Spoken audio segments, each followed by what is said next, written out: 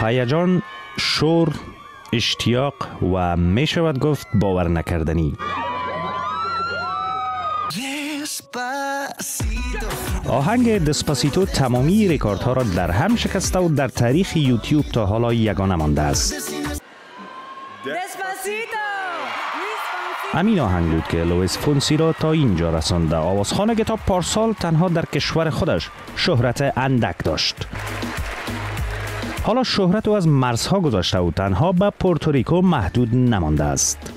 در اینجا جشنواره گرامی در شهر لاس وگاس امریکا برگزار شده.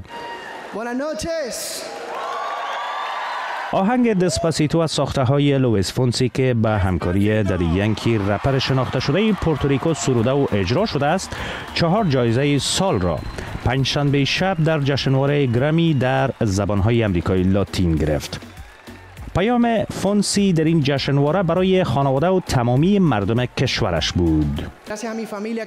تشکر از خانواده‌ام که مرا در خانه شاد نگه می‌دارند. همسرم، فرزندانم میکائیلا و روکو که خیلی دوستشان دارم. این جایزه برای پورتوریکو است. زنده باد پورتوریکو.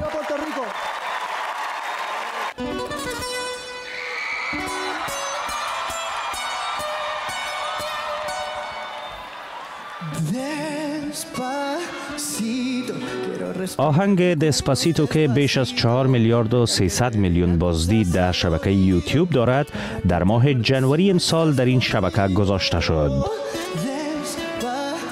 در اوج شهرت این آهنگ، پورتوریکو شاهد طوفان‌های مرگبار بود که برخی مناطق آن کشور را با خاک یکسان کرد.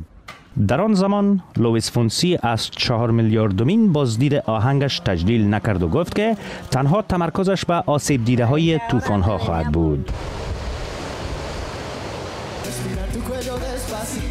او در جریان جشنواره گرامی هم گفت که برای کمک به آسیب دیده های طوفان‌ها هر آنچه در توانایی دارد انجام خواهد داد.